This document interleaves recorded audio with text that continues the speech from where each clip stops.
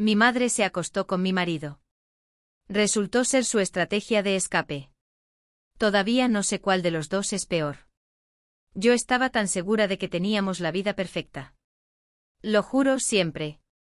Ahora tengo 31 años y siempre me he considerado una persona afortunada. Tenía a Gabriel. Nos casamos hace 7 años. Él no es, ya sabes, un héroe de comedia romántica, sino más bien, confiable. Tranquilo. Siempre supo exactamente lo que quería, y todo en nuestra vida estaba planeado. Una casa grande en el barrio de Las Palmeras, 2 perros, un trabajo estable en el sector financiero para él, y yo en diseño gráfico. Nunca peleábamos. En serio, incluso los pequeños desacuerdos parecían resolverse solos. Éramos esa pareja que todo el mundo miraba y decía, eso sí que es una familia de verdad. Y a mi madre, Carmen, le gustaba. Mucho. Siempre decía que Gabriel era mi mayor golpe de suerte y que debía valorarlo. Mi madre y yo siempre fuimos cercanas. Vivía cerca, y nos veíamos casi todos los días. Quería a Gabriel, y él, al parecer, le correspondía el afecto. Para mí, era solo parte de nuestro cuadro perfecto. Yo, Gabriel, mamá. Todo iba bien. Todo comenzó hace aproximadamente 3 semanas. A principios de noviembre. Gabriel estaba pasando por un proyecto muy intenso en el trabajo. Siempre trabajaba mucho, pero esta vez, en serio, estaba hasta las 2 de la madrugada en la oficina de casa. Yo intentaba no molestarlo, entendía lo importante que era. Mamá empezó a venir más a menudo durante ese tiempo. Al principio, eran solo visitas normales. Trayéndome algo de la pastelería, el manantial, ayudando con el jardín. Pero luego empezó a ser, ya sabes, más frecuente y duradero. Podía llegar a la hora de comer e irse recién por la noche, después de que Gabriel terminara de cenar y volviera a su estudio. Inicialmente no vi nada extraño en ello.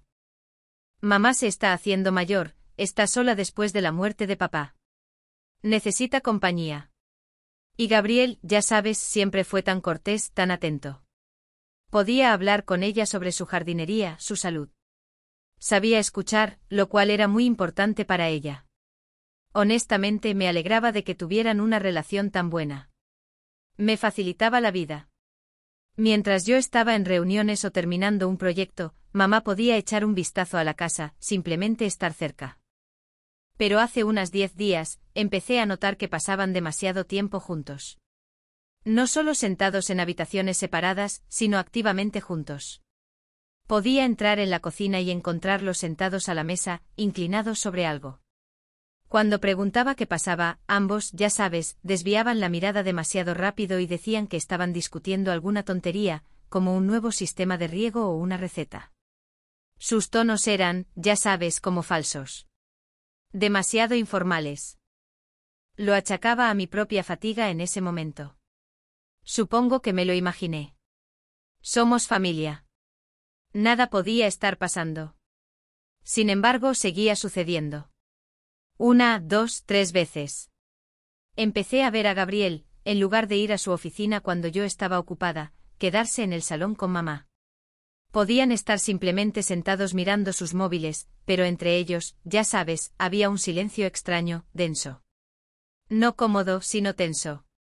Como si ambos estuvieran esperando a que yo me fuera. Y cuando me acercaba, se separaban como si fuera una señal. Mamá recordaba de repente que tenía que volver a casa, y Gabriel se sumergía abruptamente en su portátil. Era raro. Incluso empecé a pensar que me estaban escondiendo algo. Quizás estaban planeando una sorpresa. ¿Cumpleaños, aniversario? Pero mi cumpleaños no era hasta dentro de 6 meses. Mi peor pesadilla comenzó el jueves pasado. Unas 2 semanas después de que esto empezara. Gabriel dijo que tenía una reunión muy importante en el distrito financiero y que volvería tarde. Yo estaba sola en casa. Mamá llamó durante el día, dijo que me traería algunas de sus conservas. Llegó alrededor de las 7 de la tarde. Nos sentamos, hablamos de trabajo. Se fue alrededor de las 9. Yo fui a la habitación a leer. Eran alrededor de las 11:30. Escuché que se abría la puerta principal. Era Gabriel. Decidí ir a recibirlo.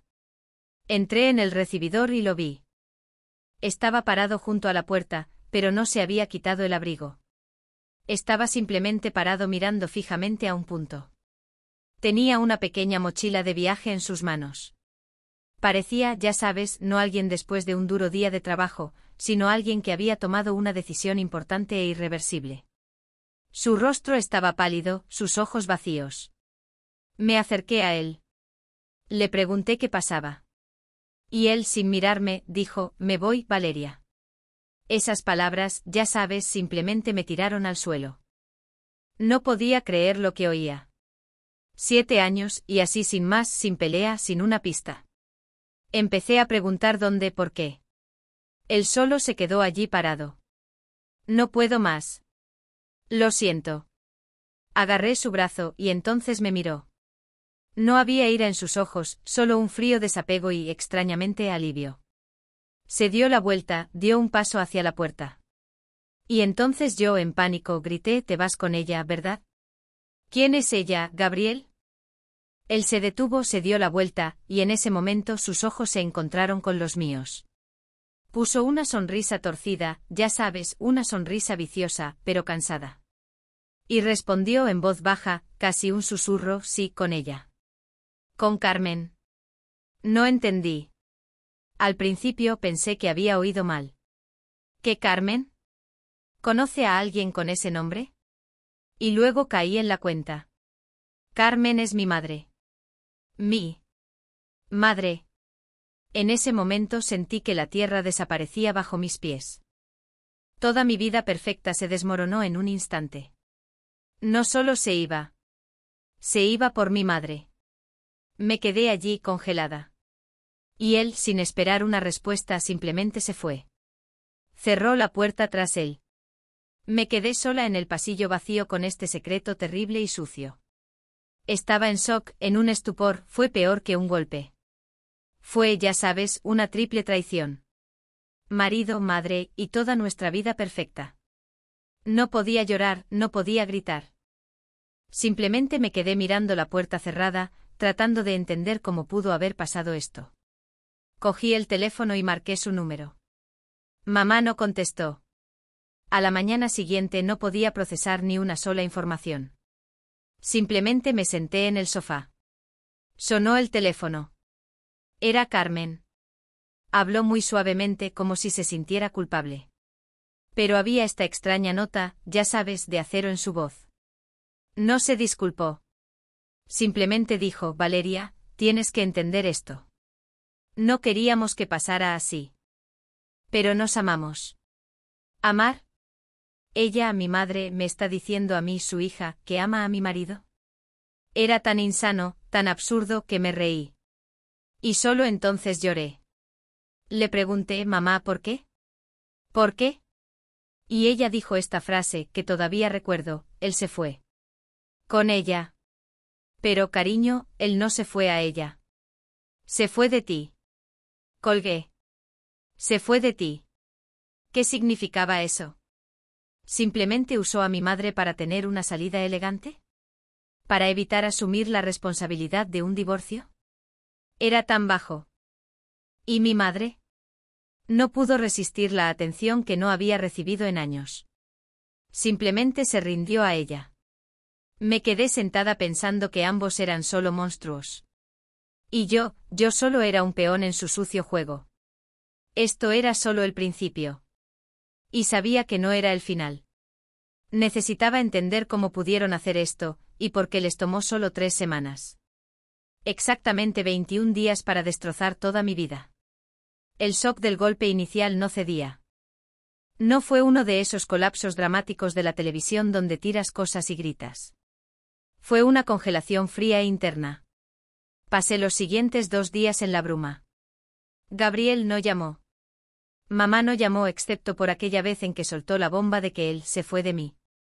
Me tomé unos días libres en el trabajo, mintiendo sobre una gripe fuerte.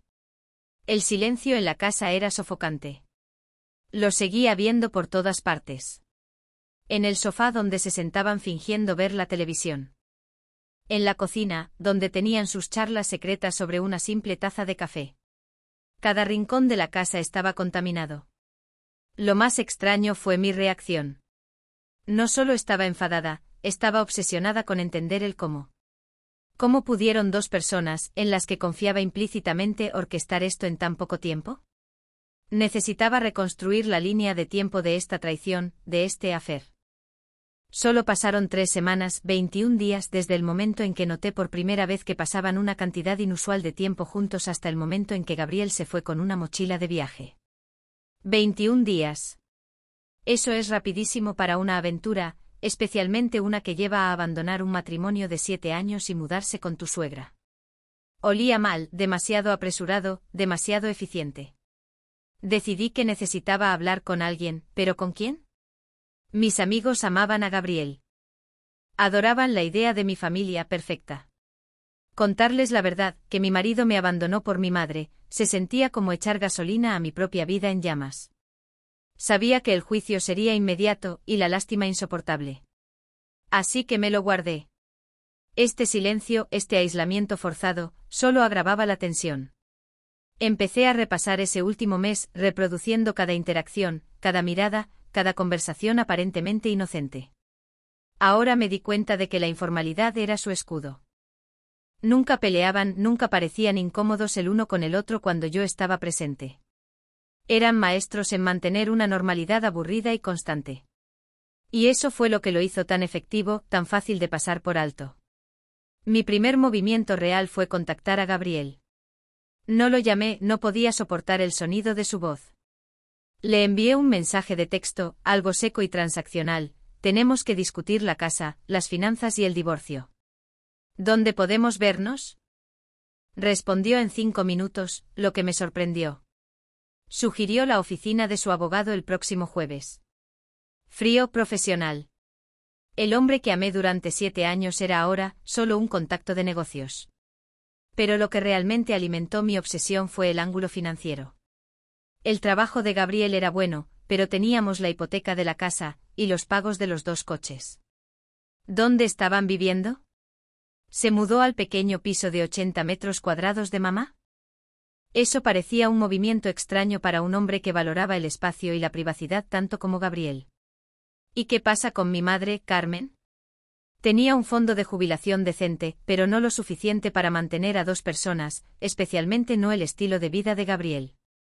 Decidí revisar nuestras cuentas conjuntas. Tenía acceso en línea a todo. Revisé los extractos del último mes. Nada obvio de inmediato. Ni grandes retiros de efectivo, ni compras grandes repentinas, ni joyas. Solo las facturas habituales, comestibles, comida para perros. Luego miré las tarjetas de crédito. Y ahí es donde encontré un pequeño destello de algo raro. Unos 10 días antes de irse, se hizo un cargo sustancial, alrededor de 2.500 euros, 2,5 euros, en una tienda de muebles de alta gama, el taller de diseño. El tipo de tienda a la que solíamos ir solo para una pieza cara cada pocos años. No reconocí el nombre del lugar. ¿Por qué compraría 2.500 euros en muebles 10 días antes de dejarme? ¿Y para qué? El piso de mi madre estaba completamente amueblado. Sabía que no podía preguntarle a Gabriel directamente, se cerraría. Así que llamé a mamá. Usé la excusa de necesitar una pieza sentimental de sus viejos muebles de jardín. Ella sonaba cautelosa, pero no hostil. Le pregunté si tenía muebles nuevos. Dudó por un momento, luego dijo: solo una cómoda pequeña y barata para el recibidor, cariño. Nada que valga la pena mencionar. Una cómoda pequeña y barata. 2.500 euros. Mis alarmas internas sonaban como locas. Luego estaba el cambio en la apariencia de Gabriel. Unas 2 semanas antes de irse, de repente empezó a usar ropa nueva. No mucha, solo unas pocas camisas y una chaqueta, todo ligeramente más moderno, menos corporativo que su atuendo habitual. Cuando se lo comenté, se encogió de hombros y dijo que su ropa vieja se estaba gastando. Ahora, mirando hacia atrás, se sentía como si se estuviera preparando para una nueva vida. ¿La vida de ella? Lo de "se fue de ti" se me había quedado grabado en la cabeza como un dardo envenenado. ¿Por qué diría eso mi propia madre? ¿Estaba tratando de justificar sus acciones haciéndome la villana? Pasé una noche horrible y sin dormir convencida de que yo era una esposa terrible, que lo había ahuyentado con mi enfoque en el trabajo y mi falta de calgo. Tal vez no había sido lo suficientemente atenta. Pero luego la rabia volvía a surgir. Por muy imperfecta que fuera, eso no justificaba esta traición enferma y manipuladora con mi propia madre. Esto no se trataba solo de un matrimonio que fracasaba, se trataba de dos personas que desmantelaban intencionalmente mi sentido de la realidad. Tenía la reunión con el abogado de Gabriel programada para el jueves. Sabía que tenía que prepararme. Reuní todos los documentos financieros. La compra de muebles de 2.500 euros. Las visitas sospechosamente frecuentes de mamá. La rapidez de su partida. Todo se sentía como piezas de un rompecabezas que no encajaban en la imagen de un asunto repentino, apasionado y genuino. Se sentía frío. Calculado. Fui al piso de mi madre sin avisar. Era sábado por la tarde. Fingí que necesitaba pedir prestado un álbum de fotos antiguo específico. Cuando abrió la puerta parecía nerviosa y la forma en que se movió rápidamente para bloquear la vista de su salón era reveladora. Pero vi lo suficiente. Vi la cómoda pequeña y barata nueva en el recibidor. Era de madera oscura, moderna, y se parecía mucho a algo que podría ser de esa tienda cara. Pero eso no era lo principal. Detrás de ella, en la esquina de su pequeña sala de estar, vi un plano enrollado en una mesa baja, y junto a él, una pila de folletos muy brillantes. Folletos de viviendas. No para vender, sino para nuevas promociones. Y mi madre, Carmen, que siempre se quejaba del ruido y la distancia de las afueras de Valencia, estaba mirando planos de planta para un lugar con un garaje para 2 coches.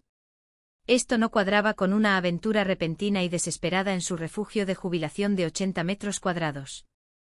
Esto era planificación. Planificación cara, a largo plazo y calculada. Supe en ese momento, parada en el umbral del apartamento de mi madre, que la verdadera historia, la que realmente me destrozaría, no era sobre pasión o amor. Se trataba de algo mucho más feo y complicado. La verdad seguía oculta, pero la tensión era ahora sofocante. La espera hasta el jueves se sintió como un año. Pasé el martes y el miércoles en un estado de animación suspendida, moviéndome por la casa como un fantasma, pero por dentro, mi mente era una furiosa tormenta de cálculos.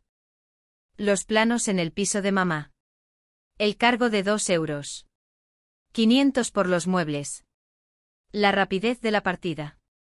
Todo apuntaba a una mentira cuidadosamente construida. Esto no era un romance repentino e imprudente, era una estrategia de escape, un plan. Y estaba empezando a ver que mi madre era más que una participante dispuesta, era una cómplice. ¿Pero por qué? Sabía que mi plan de juego para la reunión en la oficina del abogado tenía que ser perfecto. No podía simplemente lanzar acusaciones, necesitaba plantar semillas de duda, observar sus reacciones y confirmar mis sospechas sobre la verdadera naturaleza de su acuerdo. Entré en la sala de conferencias exactamente a las 10 de la mañana. Estaba fría, estéril y olía a café barato. Gabriel ya estaba allí, sentado frente a su abogada, una mujer delgada llamada señora Torres que parecía no haber sonreído desde 1999. Gabriel se veía diferente.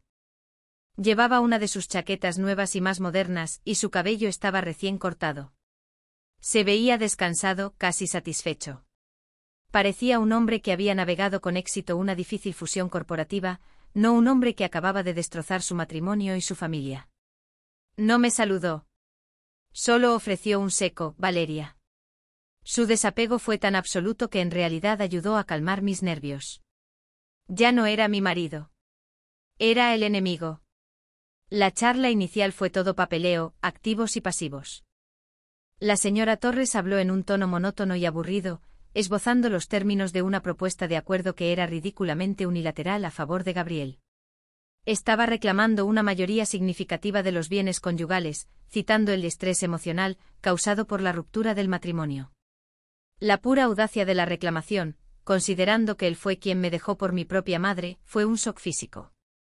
Me quedé callada, dejándolos hacer su espectáculo, mientras observaba a Gabriel. Su rostro era una máscara de neutralidad calculada. Evitó mi mirada, centrándose en su bolígrafo. Finalmente, cuando la señora Torres hizo una pausa para respirar, me incliné hacia adelante. No levanté la voz, la mantuve baja, firme y peligrosamente tranquila. Gabriel, dije, tengo una pregunta antes de continuar. Es sobre la deuda. Él levantó la vista, un destello de irritación cruzó su rostro. Podemos discutir los pagos de la hipoteca más tarde, Valeria. No, repliqué. Estoy hablando del cargo de 2 euros. 500 en la tarjeta conjunta, fechado el 25 de octubre, a Diseños Exclusivos SL. No es un pago a plazos, y no es una factura. ¿Qué compraste exactamente 10 días antes de salir de casa? La señora Torres intervino de inmediato. Señora Romero, no estamos aquí para discutir gastos personales triviales. Esto se trata de la división de activos importantes. La ignoré, mis ojos fijos en Gabriel. No es trivial. Son 2 euros. 500 de fondos conyugales. Y no está en nuestra casa. Está en el piso de mi madre, Gabriel. ¿Le compraste una cama nueva para celebrar tu nuevo comienzo? El aire en la habitación se espesó al instante. La compostura de Gabriel se resquebrajó. Su bolígrafo se rompió en su mano. Palideció, luego se puso de un rojo intenso. Eso, siseó, inclinándose sobre la mesa, con la voz baja y venenosa, no es asunto tuyo. Fue un regalo. Un regalo de 2 euros. 500 a mi madre 10 días antes de que me dejaras por ella. Es un regalo muy generoso, ¿no dirías? Especialmente cuando estás argumentando que yo no debería recibir casi nada en el divorcio. Dejé que las palabras flotaran allí, cargadas de incredulidad. Se parece menos a un regalo y más a un soborno. Él golpeó la mano sobre la mesa, haciendo saltar los vasos de agua. Basta, Valeria. Estás montando un espectáculo.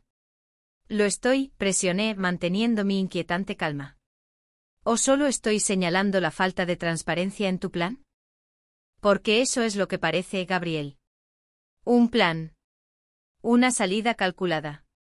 Y estoy empezando a pensar que mi madre no fue el objetivo de tu afecto, sino el objetivo de tu conveniencia. La señora Torres interrumpió rápidamente, tratando de recuperar el control, pero el daño estaba hecho. Gabriel respiraba con dificultad, sus ojos brillaban con furia, no la furia de un marido traicionado, sino la furia de un intrigante expuesto. Exigió un descanso. Nos separaron en diferentes salas de espera. Sentí una oleada de adrenalina. Había tocado una fibra sensible. La pura fuerza de su reacción confirmó que la compra de muebles era una pieza clave de su secreto. Pero todavía no sabía el panorama completo.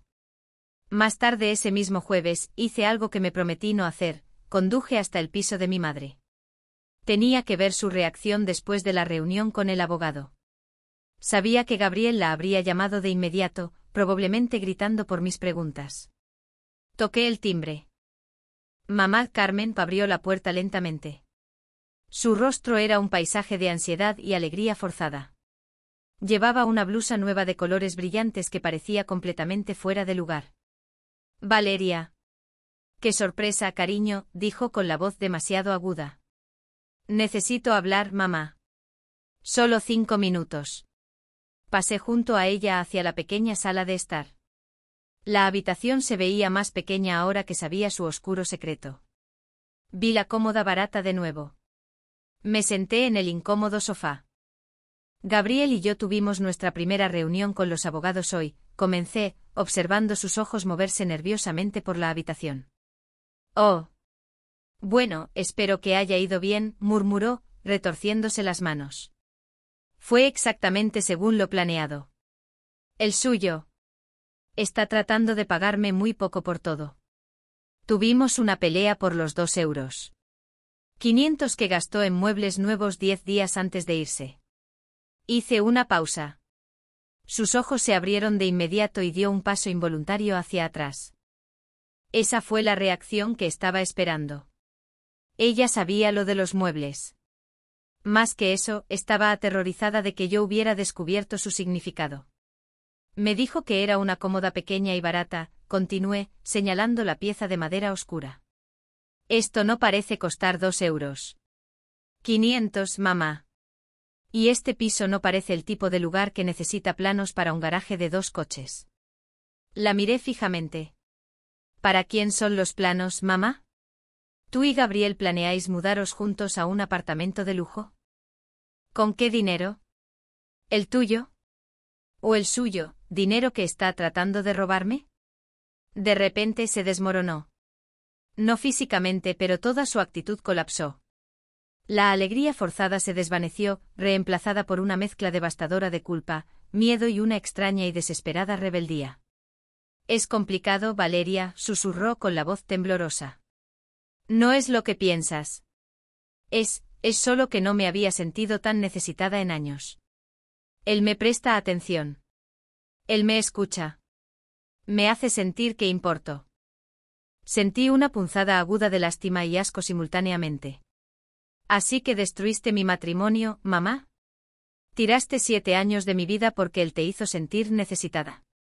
Él era miserable, Valeria. Dijo que siempre estabas tan ocupada con tu trabajo, siempre tan concentrada en tu horario. Dijo que se sentía asfixiado por la rutina. Dijo que solo quería escapar. No quería el divorcio desordenado. Solo quería irse. Su voz se estaba elevando ahora, volviéndose frenética, su defensa colapsando en una súplica desesperada por comprensión. Dijo que si se iba por mí sería más fácil. Menos feo. Nos culparías a nosotros, no a él por abandonar el matrimonio. Fue una ruptura limpia para él. Y yo estaba feliz de ayudar. Por primera vez en 10 años, sentí que era importante para alguien. Me puse de pie, sacudiendo la cabeza lentamente. La imagen estaba casi completa, y era más fea de lo que podría haber imaginado. Gabriel no había amado a mi madre, la había utilizado. Había explotado su soledad y su necesidad de validación para crear la cortina de humo perfecta para su escape. Pero los muebles, los 2 euros. 500 y los planos para un apartamento de lujo todavía no encajaban en la narrativa de un hombre que simplemente huía. Todavía faltaba una pieza crucial del rompecabezas, una motivación financiera tan grande que se arriesgaría a todo. Miré a mi madre, que ahora estaba llorando abiertamente, no por mí, sino por su fantasía destrozada. No solo le ayudaste a irse, mamá. Fuiste su coartada. Y creo que esos 2 euros. 500 no fueron un regalo. Fue un pago. ¿Qué compró realmente, mamá? ¿Y para quién son realmente esos planos de lujo? La dejé parada allí sollozando. Sabía que la verdad estaba casi a mi alcance y sabía que estaba conectada con las finanzas, no con la emoción. Tenía una semana antes de la próxima reunión legal. Necesitaba descubrir la verdadera razón de su salida fría, calculada y de 2 euros. 500, el enfrentamiento con mi madre me dejó vacía, pero con la mente clara. Su súplica desesperada, no quería el divorcio desordenado. Solo quería irse. Si se iba por mí sería más fácil, confirmó la oscura verdad. Gabriel usó su soledad como una cortina de humo elegante y retorcida. La bajeza moral de esa constatación era asombrosa. Pero las preguntas prácticas persistían, los 2 euros. 500, los planos del apartamento de lujo y su agresivo intento de despojarme de bienes en el divorcio. Un hombre que simplemente quería una ruptura limpia, no pelearía de forma tan sucia. Me di cuenta de que tenía que dejar de buscar una historia de amor o incluso de conveniencia, y empezar a buscar una historia de dinero y pánico. Los siguientes 3 días fueron un torbellino frenético y sin dormir. Ignoré las llamadas de mi madre, sus mensajes sollozantes solo me daban náuseas, y me centré por completo en nuestras finanzas. Volví al extracto del cargo de diseños exclusivos SL. Llamé a la compañía de la tarjeta de crédito, fingiendo que estaba confirmando un error de facturación. No pudieron darme detalles de la compra, pero sí pudieron confirmar el tipo de transacción, un pago inicial. No una compra total, sino un depósito. ¿Un depósito para qué? Me arriesgué y busqué en Google diseños exclusivos SL. No era solo una tienda de muebles. Era una empresa de diseño de interiores especializada en la preparación y el amueblamiento de pisos piloto de lujo para nuevas promociones. Eso me devolvió inmediatamente a los folletos brillantes y a los planos del garaje de 2 coches que vi en casa de mi madre. Todo esto no se trataba de una cama o una cómoda. Se trataba de una inversión, una enorme, y una que Gabriel claramente me estaba ocultando. Conduje de vuelta al piso de mi madre. Esta vez no avisé. Usé la llave de repuesto que aún tenía. El lugar estaba vacío, probablemente había salido para evitarme. Fui directamente a la mesa baja donde había visto los planos. No estaban. Los debía haber escondido. Pero tenía razón sobre los folletos. Todavía estaban allí, escondidos bajo una pila de revistas. No eran publicidad general. Eran para una comunidad hiperexclusiva y de nueva construcción llamada Residencia Los Olivos. Casas de alta gama, no apartamentos, que comenzaban en más de 2 millones de euros. Gabriel y yo no podíamos permitirnos eso. Ni de lejos. Revisé la letra pequeña de uno de los folletos. Mencionaba el nombre del promotor y el número de la oficina de ventas. Sabía que no podía llamar directamente. Entonces tuve un gran avance. Recordé que Gabriel mencionó hace unos meses que su proyecto de trabajo lo tenía reuniéndose con varios clientes importantes del sector de la promoción inmobiliaria. Específicamente estaba haciendo una integración avanzada de sistemas para una gran empresa promotora. Rápidamente accedí a la carpeta encriptada de su viejo portátil, donde guardaba sus archivos de negocios. Conocía su contraseña genérica. Busqué en sus correos electrónicos de proyectos recientes. Y ahí estaba. Un hilo de correos de hace 6 semanas titulado Proyecto Los Olivos, estructura de financiación y sistemas. Me desplacé por los correos con el corazón latiendo tan fuerte que me sentía mareada. Gabriel no solo estaba trabajando para la empresa promotora, estaba profundamente involucrado en la compleja financiación en la sombra del proyecto. Y luego encontré el correo electrónico que lo cambió todo. No se trataba de infidelidad. Ni siquiera se trataba de divorcio. Se trataba de malversación. El correo electrónico, enviado por Gabriel a una dirección interna hace solo un mes, la misma semana en que empecé a notar su comportamiento reservado, detallaba un préstamo temporal de 400.000 euros, 400 euros, 000, de la cuenta de depósito de clientes de su empresa. El propósito declarado era cubrir un desfase inesperado en la financiación de la infraestructura de Los Olivos. Prometía devolverlo en 45 días. El correo era un intento desesperado de ocultar sus huellas, con códigos de autorización falsificados. Había robado casi $500,000 de su empresa, apostándolo todo a esta ridículamente cara aventura inmobiliaria. El depósito de 2 euros. 500 a Diseños Exclusivos SL, no era para muebles para mi madre. Era el depósito inicial de arras para una de esas casas de 2 millones de euros en Residencia Los Olivos. No estaba corriendo hacia mi madre, estaba corriendo lejos del colapso de toda su carrera y de la posibilidad muy real de cargos penales. Toda la fachada, la aventura con mi madre, la huida con la mochila, la postura fría y agresiva en el divorcio, era un señuelo cuidadosamente construido para enmascarar el crimen mucho más grave. Quería que el divorcio fuera feo, público y centrado por completo en el escándalo de la aventura, para que cuando sus fechorías financieras salieran inevitablemente a la luz, se descartaran como venganza o daño emocional de una ruptura desordenada, en lugar de un robo corporativo planeado. El dilema moral me golpeó como un impacto físico. Tenía pruebas de un delito grave. Si lo exponía, probablemente perdería todos nuestros bienes restantes de todos modos, ya que serían incautados por su empresa para cubrir la pérdida. Gabriel iría a la cárcel.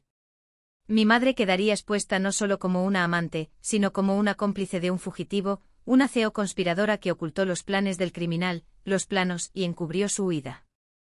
Pero si me callaba, lo dejaba huir y seguía adelante con el divorcio basado en su aventura fabricada, podría asegurar un acuerdo mucho mejor, conservando suficiente dinero para rehacer mi vida. Estaría protegiéndome a mí misma, pero simultáneamente protegiendo a un malversador y permitiendo que mi madre viviera con su propia vergüenza autoinfligida, mientras él escapaba de la justicia. Miré la cadena de correos en la pantalla. Gabriel no era un hombre que buscaba la libertad, era un animal atrapado tratando de salir de una jaula que él mismo construyó. ¿Y mi madre? Ella era un daño colateral, una mujer desesperada y solitaria tan hambrienta de atención que accedió a convertirse en el rostro de su infidelidad. Mi última y desesperada conclusión: la casa de lujo no era para él y mi madre. Era su último intento de vender rápidamente la propiedad y pagar los fondos robados o, si eso fallaba, venderla y huir del país con una pila de efectivo. Los planos estaban escondidos en casa de mi madre porque era el único lugar que él sabía que yo no sospecharía, el centro de su señuelo emocional perfecto. Cerré el portátil. La pantalla seguía brillando con la evidencia de su traición. El dinero se había ido, pero la verdad era finalmente mía. Tenía la reunión con su abogada mañana. Ya no podía limitarme a interpretar el papel de la esposa despechada. Tenía que decidir: expongo al monstruo, destruyendo toda posibilidad de estabilidad financiera pero buscando justicia, o uso el conocimiento a mi favor, asegurando mi propia supervivencia mientras le dejo escapar. Cerré el portátil. La verdadera confrontación estaba a punto de comenzar. No entre un marido y una esposa, sino entre una mujer y un monstruo que intentó quemar su vida para encubrir sus crímenes. La segunda reunión en la oficina de la señora Torres se sintió diferente. Yo ya no era la esposa afligida, yo era la persona que sostenía el detonador. Conocía la magnitud del crimen de Gabriel: 400.000 euros robados de su empresa, una inversión de pánico en un esquema inmobiliario de lujo, y el uso deliberado de la vulnerabilidad de mi madre para crear una cortina de humo escandalosa y emocionalmente cargada para su fraude financiero.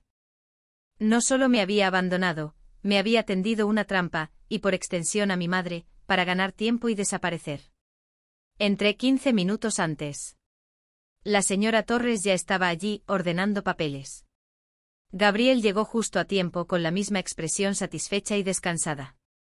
Parecía listo para finalizar los términos de su ruptura limpia, seguro de que su aventura con mi madre era la única munición que yo tenía.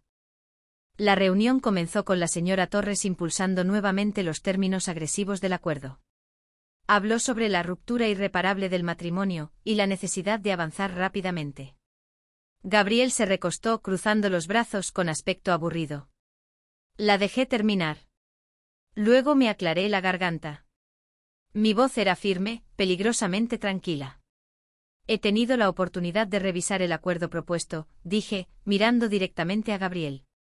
Sus ojos parpadearon, pero mantuvo mi mirada, desafiándome. Es inaceptable. Los términos son excesivamente desproporcionados a mi contribución al patrimonio conyugal. No aceptaré nada menos que una división equitativa de todos los activos, incluido el valor total de la casa y la mitad de los fondos de jubilación. Gabriel se burló, un sonido rápido y despectivo. Valeria, sé razonable. Estás emotiva. Conoces las circunstancias. Solo firma los papeles y sigue adelante. Oh, voy a seguir adelante, Gabriel. Voy a seguir hacia la verdad, repliqué. Y las circunstancias son un poco más complejas que solo una aventura escandalosa. Involucran a algo más que solo a mi madre. La señora Torres interrumpió con la voz cortante. Señora Romero, esta es una negociación legal, no una plataforma para acusaciones emocionales. Deja de ser una negociación legal cuando una de las partes ha ocultado activos de forma fraudulenta y ha cometido un delito grave, afirmé, sin apartar mis ojos de los de Gabriel. Gabriel soltó una carcajada, un ladrido corto y forzado. ¿Un delito grave? ¿De qué demonios estás hablando? ¿Me estás amenazando, Valeria? Porque eso no funcionará. No te estoy amenazando. Te estoy dando una oportunidad para negociar honestamente antes de que involucre a las autoridades, dije. Hice una pausa larga y agónica. Este era el punto de no retorno. El dilema moral tenía que resolverse aquí mismo. Tenía que elegir, autopreservación con dinero sucio o justicia sin nada. Respiré hondo. Sé lo de los olivos, Gabriel. El aire en la habitación no solo se espesó, se congeló. La señora Torres dejó de escribir. El rostro de Gabriel, que había estado satisfecho un segundo antes, se desvaneció por completo. Parecía que alguien lo había golpeado físicamente. Sus labios se abrieron, pero no salió ningún sonido. Los olivos, repetí saboreando el shock que irradiaba de él. La promoción de lujo. Esa en la que hiciste un depósito de arras de 2 euros. 510 días antes de irte. Esa para la que necesitabas que los planos se escondieran en el pequeño y perfectamente ordinario piso de mi madre.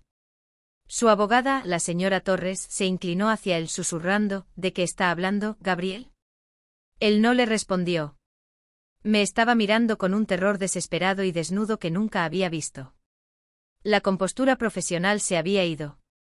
Solo era un ladrón acorralado. Y sé que para asegurar ese depósito, necesitabas algo de efectivo, continué, presionando la ventaja. Sé que tomaste un préstamo temporal de 400 euros. 000 de la cuenta de depósito de clientes de tu empresa hace 6 semanas para cubrir un desfase inesperado en la estructura de financiación del proyecto. Conozco los códigos de autorización falsificados que usaste. Tengo la cadena de correos, Gabriel. La que detalla la malversación. Dije la última palabra fuerte y claro. La señora Torres se levantó de su silla de golpe. Se acabó esta reunión. Nos vamos. Pero Gabriel estaba paralizado. Me miró sus ojos suplicando, y por primera vez en un mes, vi el miedo genuino a las consecuencias, no solo el frío cálculo de una salida. Valeria, por favor, graznó apenas audible. Podemos hablar. Podemos resolver esto. Lo miré y vi 7 años de mentiras, no solo un mes de traición. No había sido un marido emocionalmente distante pero confiable, había sido un ladrón calculador y egoísta que planeó usarnos a mi madre y a mí como escudos humanos mientras hacía una fortuna, o huía. No podía aceptar dinero sucio. No podía dejarlo en libertad. Mi silencio me convertiría en su cómplice. No hay nada que resolver, Gabriel. Usaste la vulnerabilidad de mi madre para crear una coartada tan escandalosa que nadie miraría tus libros. Intentaste robar nuestra casa, nuestros ahorros y 400 euros. 000 de tu empleador, todo para salvar tu miserable pellejo, dije, poniéndome de pie y sacando el portátil de mi bolso, colocándolo suavemente sobre la mesa. Te fuiste de mí, de acuerdo. Estabas huyendo de todo, incluyéndote a ti mismo. No abrí el portátil. No lo necesitaba. El daño estaba hecho. Señora Torres, dije, dirigiéndome a la abogada ahora nerviosa. Su cliente se enfrenta a cargos por delitos graves de fraude corporativo y robo. Le sugiero que le aconseje devolver el dinero de inmediato. Si los 400 euros 000 no se reintegran por completo a la cuenta de su empresa dentro de 24 horas, presentaré esta información a sus socios directores, la policía y la oficina del fiscal de distrito. Agarré mi bolso y caminé hacia la puerta. Gabriel finalmente habló con la voz temblando. ¿Qué pasa con mamá? ¿Qué le pasará a Carmen? Me detuve con la mano en el pomo de la puerta. Este fue el giro final del cuchillo, la verdadera resolución. Ella es tu problema, Gabriel. La usaste para ejecutar tu pequeño plan. Ella eligió creer tus mentiras porque se sintió necesitada. Puedes decirle a la policía que fue una cómplice involuntaria, o puedes dejar que se enfrente a las consecuencias de ocultar pruebas para un delincuente. Ese es tu dilema moral ahora, dije, mirando hacia su figura destrozada. No el mío. Salí y no miré atrás. La historia no terminó con un caso judicial dramático. Terminó en silencio, desordenadamente, como lo hace la vida real. Gabriel, enfrentando la amenaza inmediata de prisión y ruina financiera, se vio obligado a actuar rápido. Dentro de 12 horas, los fondos robados fueron devueltos discretamente a la cuenta de depósito de su empresa. Por supuesto, fue despedido de inmediato, pero la empresa, ansiosa por evitar un escándalo público masivo que expondría su propia supervisión laxa, no presentó cargos penales. Simplemente se desvaneció, probablemente usando el último de sus fondos líquidos restantes para escapar del país, dejando atrás el depósito de 2 euros. 500 y el sueño de los 2 millones de euros. El divorcio se resolvió rápidamente, sin dolor y a mi favor. Obtuve la casa y una parte justa de los activos restantes legalmente adquiridos. Pero perdí lo único que más valoraba, mi familia. Mi madre, Carmen, quedó devastada, no por la revelación del crimen de Gabriel, sino por el desmoronamiento de su breve e intensa fantasía. Había sido utilizada, desechada y expuesta como patéticamente solitaria. No la vi durante meses. La idea de que destruyera mi matrimonio por una fugaz sensación de valía es una cicatriz que nunca se desvanecerá. Miro alrededor de mi casa ahora. Está tranquila. La seguridad financiera está ahí, la batalla legal ha terminado y el monstruo se ha ido. Pero el naufragio emocional es permanente. Gabriel no era un monstruo de pasión, era un monstruo de cálculo. Y mi madre no era una rival celosa, era una víctima solitaria que se convirtió en villana. La vida perfecta era una mentira basada en la ambición silenciosa de un hombre y la profunda necesidad de atención de una mujer. Los 400 euros. 000 fueron salvados, pero la verdad me costó mucho, mucho más. Me siento aquí una mujer de 31 años, financieramente estable pero emocionalmente sin hogar, pensando en ese último momento con Gabriel. Estaba tan aterrorizado de ser expuesto como un fraude que estaba dispuesto a sacrificarlo todo, incluso la comodidad de un divorcio limpio, solo para salvar su pellejo. No amaba a mi madre, y no me odiaba. Solo necesitaba una cortina de humo. Y a mí me tocó lidiar con las cenizas. ¿La verdadera moraleja de la historia? A veces la traición más aterradora no es impulsada por la emoción imprudente, sino por el miedo frío y metódico a ser expuesto. ¿Y las personas en las que más confías? A menudo son los peones más peligrosos en el juego desesperado de otra persona.